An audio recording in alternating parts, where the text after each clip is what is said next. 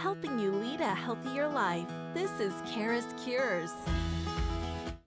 Hi, everybody. Welcome to the CURES Show. I'm Kara Sundlin. This is where we explore the cutting edge of wellness for our body, mind, and spirit. And we like to call this Free Therapy Wednesday. It is a Wednesday right now. Not sure when you're listening to it, but we're checking in with Dr. Saunders, who's a child psychologist. And we're talking about something that a lot of parents are dealing with, maybe for ourselves, but certainly for our kids, and that is social anxiety. I can't believe 1 out of every 3 teens could qualify as having social anxiety. Dr. Saunders, thank you so much for being with us. Thank you for having me, Kara. So social anxiety disorder affects 1 out of 3 adolescents between 13 and 18 years old. That sounds like a lot of kids.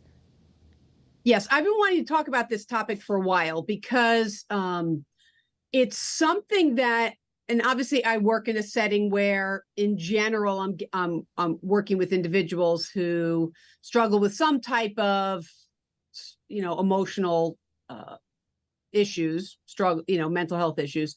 But I hear this a lot actually from my kids or my kids' friends, in my nieces and nephews and other settings, that people talk about social anxiety. Young people, I think, talk about social anxiety a lot. And so I worry a little bit that it's either being overused as a diagnosis or overused as an excuse to not take some social risks. So I think it is important to do a little bit deeper dive in this topic. Yeah, absolutely. We're going to get into what is it? How do we know if it's just a little bit of shyness or an actual disorder? But part of the notes that you sent over to prep, I mean, it's the most common anxiety disorder and the 3rd most common mental health disorder in the country. That surprised me. Yes, it is the most common anxiety disorder. And, it is, I think, really prevalent in teens. And honestly, I think this is where COVID made some of this worse. But I know we'll get into it. There are some factors that contribute to it or heighten its effects. But let's talk about what social anxiety disorder is, right? So social anxiety disorder, sometimes known as social phobia, but I don't really like to use the phobia part of it because phobia makes it sound, I think, even more extreme. So it's marked by an ongoing and pervasive fear of social interaction, or social situations where, the fear is that embarrassment might take place, or where you fear that there'll be significantly heightened anxiety in a social situation. And then therefore it just, causes people to avoid social situations for fear of becoming overly self-conscious or having it create a lot of distress, and real fear of judgment in some of those situations. And I feel like I've witnessed this in my own daughter, who is 16 now. I think she's actually better. But when she was younger, I just remember a lot of fear about going into a situation, even the mall, where she thought she was going to walk into a store and see friends.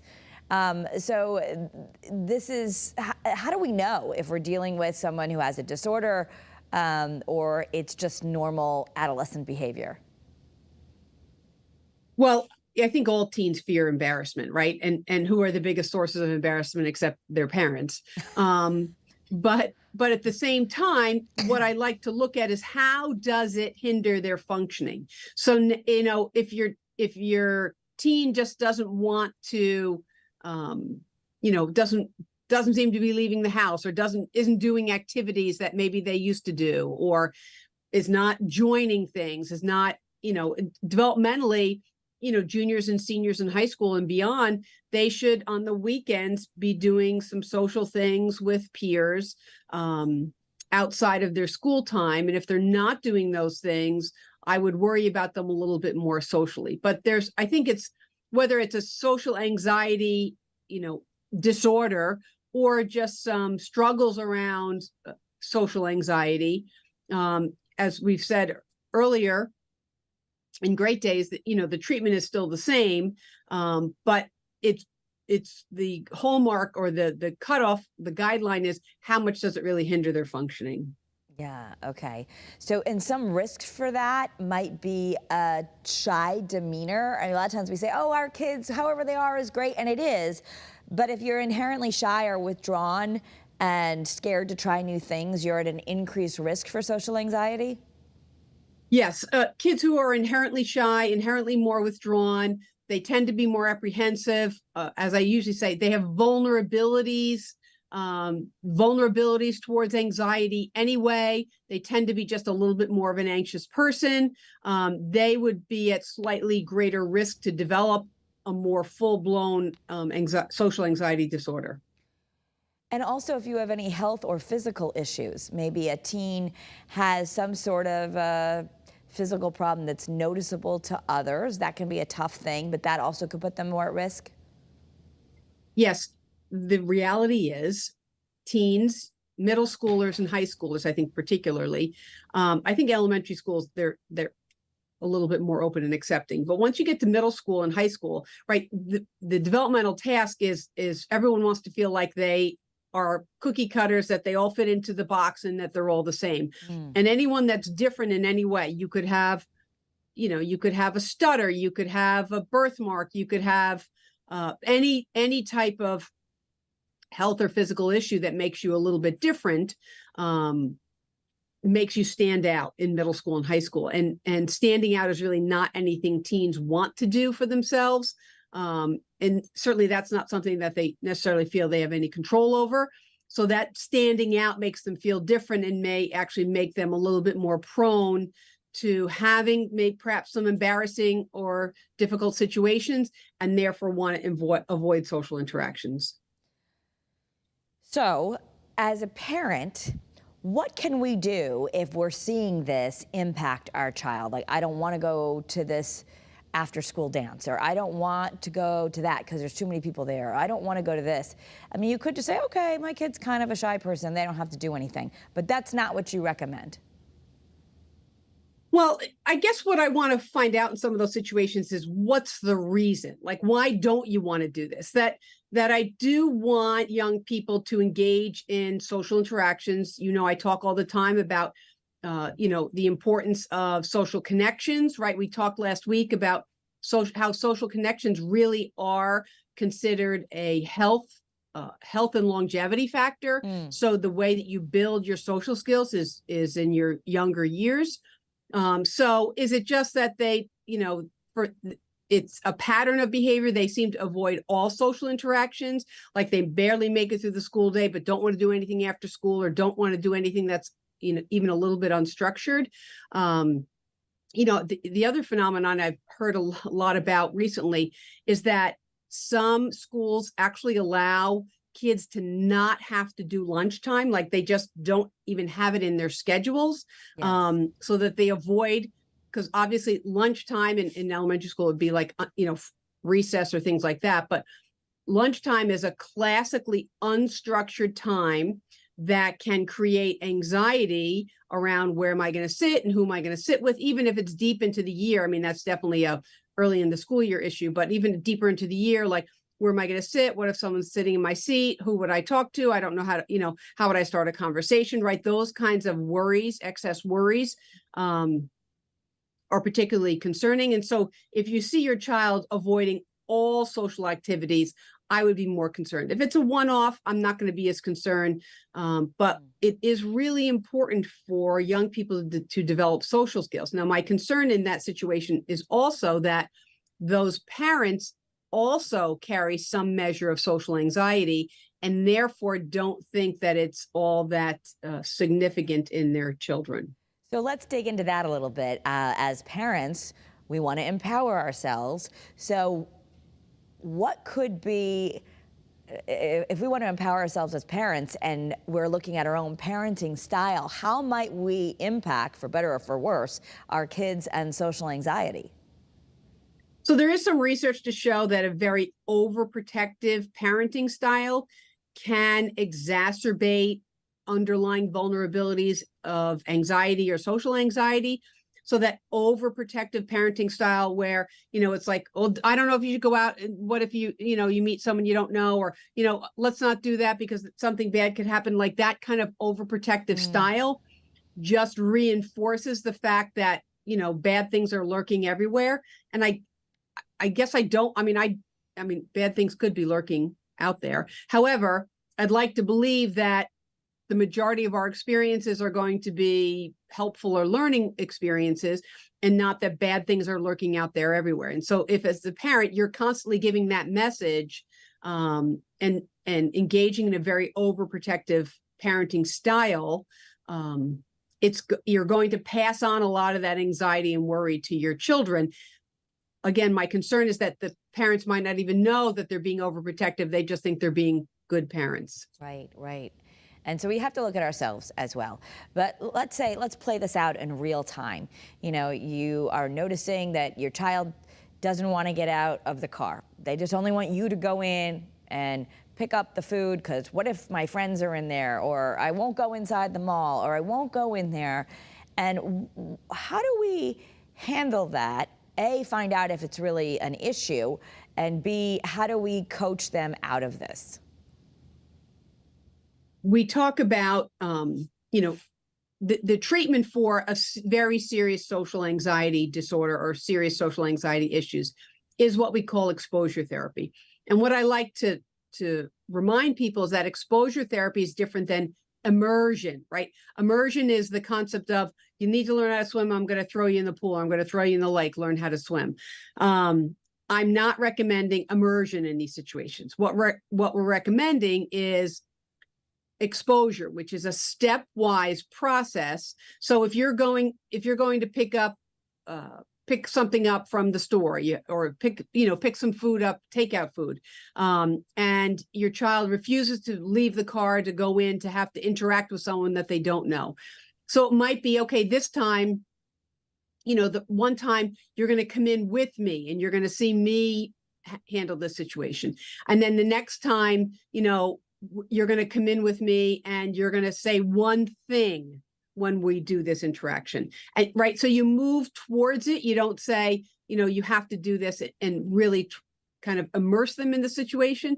I mean, there are times for immersion therapy, but very often in these situations, what you want to do is what we call a graded exposure.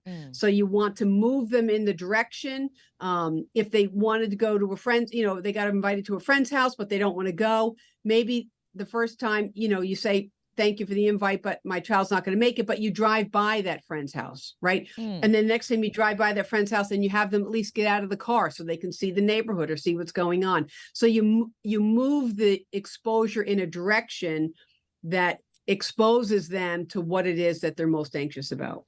Will they be able to verbalize so that we can determine if this really is social anxiety? Like, let's say we're talking to an adolescent. Most of the time, you would think a teenager, especially when they get a little older, all they want to do is go to a friend's house. But if they're like, I don't want to go, or I can't go to this party, I'm afraid of this, how do we ask them so we can kind of find out what's going on, or even help them realize what's going on? This is where it's really, kind of up to parents to know their child, and know, has this been sort of a long-standing habit or type of behaviors? Is this something that's kind of new? Like, I wonder if something happened at school that's now causing them to really have a lot more fear and resistance to any kind of outside activities. I think it is important to have some open discussions, to ask them, like, did something happen that makes you not want to, go to the mall with me, or not want to go food shopping with me, or not want to do whatever it is, to ask them. I do think that either A, sometimes teens are not sure what the triggering or precipitating event is, or B, they're just not willing to say it. It's hard to say things out loud. But it certainly doesn't hurt to ask direct questions, and try to gain a little bit of information, but realize that you don't always get the information, but you still have to, as a parent, move forward with a plan to try to change or rectify this behavior. So for a teenager, as we try to determine what's normal and what's not, sometimes that's the first job of a parent. If you're concerned that your child has been being bullied or excluded at school, and then we want them to say, you can't have lunch by yourself. I want you to go sit at a table. But how are we going to deal with that? Because they're afraid to go to the table because maybe someone's going to make fun of them, or they're going to feel like they don't have a place to sit. I'm a big proponent of talking to a school administrator or a school support staff, and trying to put a plan together. I don't want kids to just avoid dealing with some of these unstructured social situations, because the reality is we have to deal with a lot of these things throughout our lives. So you want them to learn some skills. So it might be that instead of going into the big cafeteria where there's, 100 or more kids, and their fear that they don't know anyone, that they're, I think nowadays high school libraries allow you to eat lunch there, right? You invite a friend to go to the library with you and eat in a little more quiet setting, or you get to eat, you invite a friend to eat in the guidance office. Or if you don't, you're worried your child doesn't have a friend to invite, talking to the school support personnel and having them come up with a plan, because it might be that your child sits in the school guidance office and eats there, and they've also identified a couple of other kids who have a lot of anxiety around sitting in the cafeteria, and they also have them sit in it. So now there's at least 2 or 3 people in there, and hopefully there's some kind of social interaction or some kind of connection. So it is okay to do things in smaller settings. Sometimes big settings can be overwhelming, but I would really often in a situation like that engage the school support personnel. Okay. Mean Girls is making its rounds at the theater again. I mean, since we've been young, we've dealt with that, of the popular kids and the kids who are looking out to bully some other. I mean, I'd like to think with all the bullying awareness it's getting better. I don't know that it is. But is this something with social anxiety that's more prevalent with girls or boys? I think it's different. It's often different by gender. That for boys, I think, their bullying tends to be more in an aggressive form, and whereas girls, it tends to be more in an emotional form. I'm not saying one is better or worse than another based on whatever someone's experiencing is serious. But to really, and with devices, right? So you could be in a situation where there's some bullying going on based on text messages or Snapchat or other, social media and other apps where you're getting a lot of negative feedback. And that, as a parent, is equally as concerning as if it's happening directly in school or outside of school. So, trying to have some of those conversations. I do know that a lot of middle school and high school kids are not necessarily willing to share some of this with their parents for whatever reason. But it's when you as a parent notice that there's a change in your child's behavior. They previously used to be okay with some of these social situations, or they seem to have a couple friends and do things with, and now they're much more withdrawn, they're doing less. That's much more concerning to me. When you see that change in behavior, that's when I like to collect additional information from either, school support personnel, school guidance, teachers, whatever it is, to, see if there's a climate issue going on within a particular school. So we also need to determine, I guess, what we're going to do as far as, struggling with the parent of nothing grows in a comfort zone. This is part of life. You need to go, versus I'm going to shove you out there and make you do it. Let's talk about things not to say or not to do. When I've read a little bit about this, common to be like, oh, come on, you're not anxious. Oh, come on, it's fine. Just go in there. That's actually what we shouldn't be saying to a kid who's feeling that. Yeah, I don't want to use guilt and shame, shaming them by like, oh, you're such a loser. Why can't you just do this? Right. I don't want to induce guilt and shame. But that being said, that doesn't mean that sometimes you have to give them a little push. And a little push is not by insulting them or calling them names or doing anything like that. It's saying, okay, next time we go, we'll both step out of the car together, or we'll drive by your friend's house so you know where he or she lives. So we'll do things in a stepwise manner. So you're supporting, but not trying to induce guilt or shame.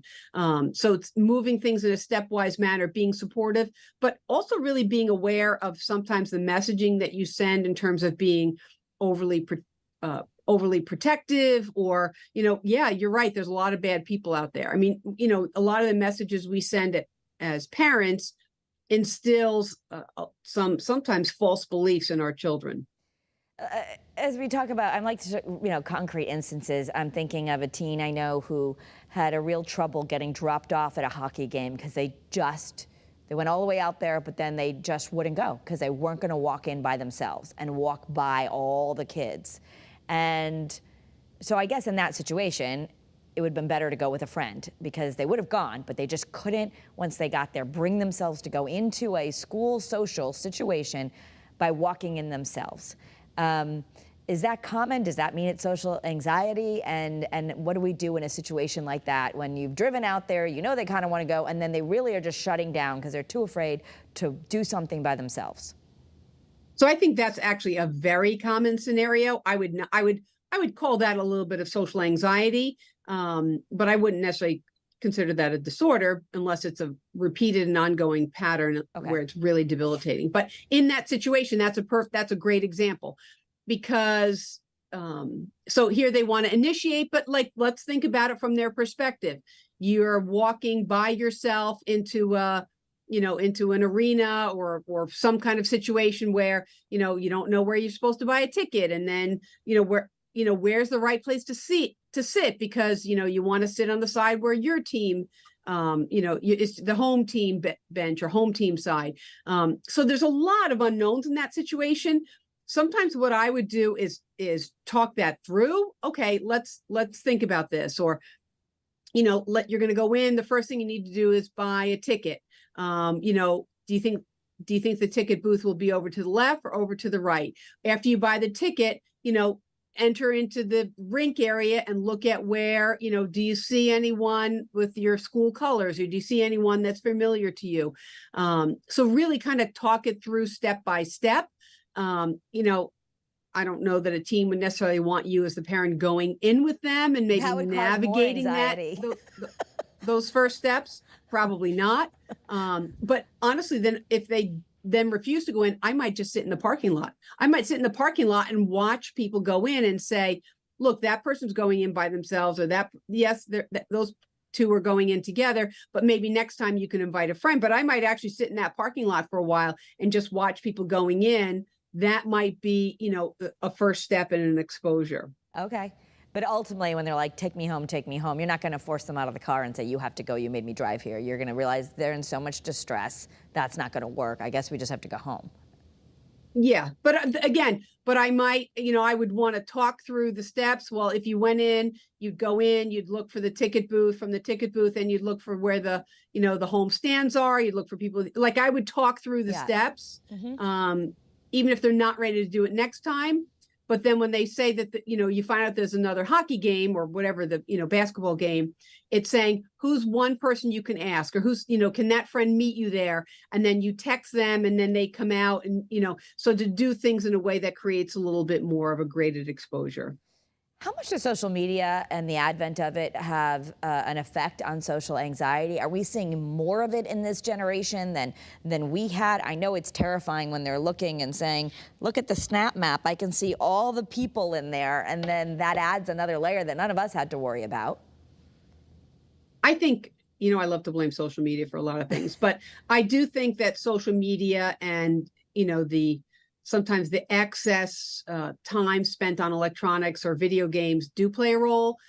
When it used to be that the only social interaction you had is if you left your house and interacted with someone like in real time.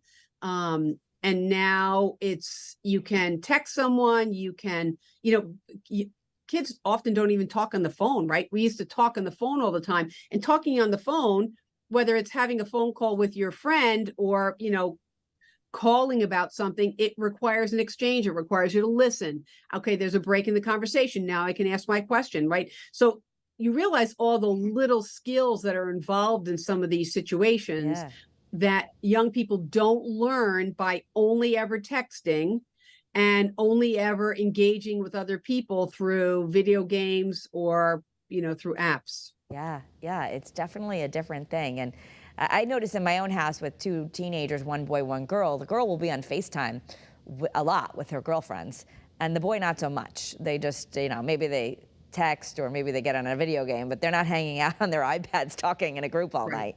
So as far as what's normal, and so we can encourage it, is there a point where this usually is a rite of passage and like, okay, we've made it past, and most people kind of get out of this, and that's just, you know, teens are a little bit more anxious about social situations at an age where normally you start to see them come out of it?